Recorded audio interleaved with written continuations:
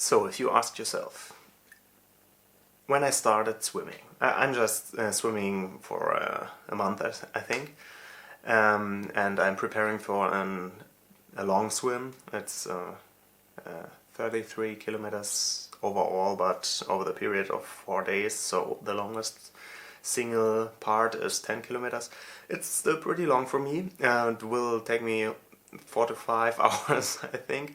The longest training swim was 6 kilometers, and it took me 2 hours and 45 minutes, I think. And then it can get boring. So the question is, can I listen to my favorite podcasts or audiobook just like in the regular world, just with a little plug and via Bluetooth, because it's so convenient, and I'm always behind my podcasts. And the answer is short, no, it doesn't work. I really tried to find a solution. There are two competitors. Of course, you have to go bone conduction underwater. It's the most convenient way.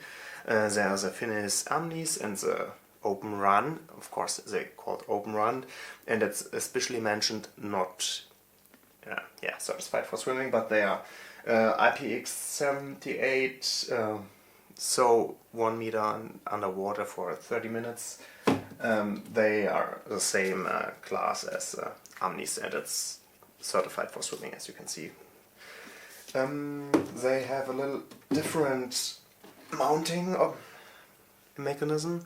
This one is like the Finis Amnis. You just connect them to your goggles and then you strap them to your head. And then, they are in front of your ear, and then, but they are very loud.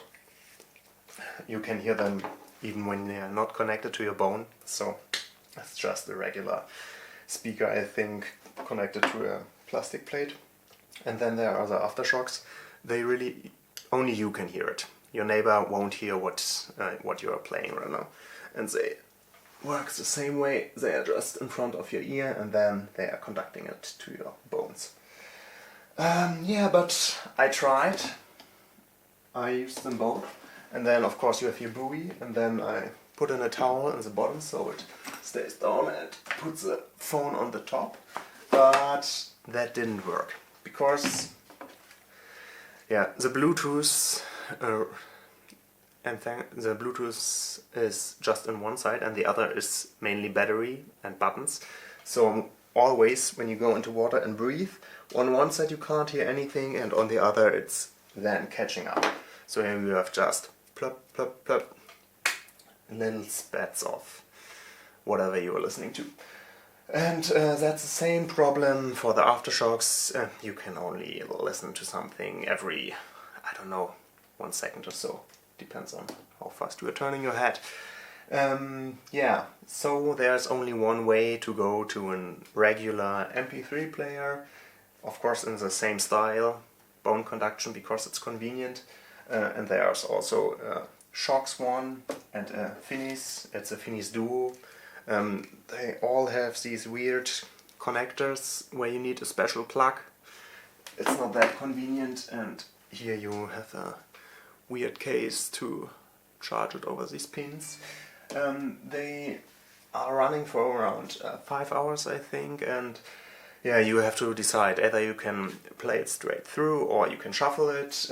This one also has an equalizer here on this little button, and then it go in the regular mode or in the swimming mode. In the swimming mode it's a little bit higher pitched, so you can understand the language, and they have no bass whatsoever, naturally. 5 hours run time, and it can happen that depends on what kind of goggles you are wearing and what kind of suit you have. When you have a neck protector or something, it can collide. So always keep your head down. It's anyway better for your water stability. And the other solution would be to use this one, but you can't connect it to your phone, so you have to connect it either to your Apple Watch or to your Garmin device with Spotify Connect something. And then you could strap your watch to the backside of your goggles, and because the distance is so short, it somehow works. It still depends. I mean, it's not a super stable connection, but it's some kind of workaround. But you won't have, the heart rate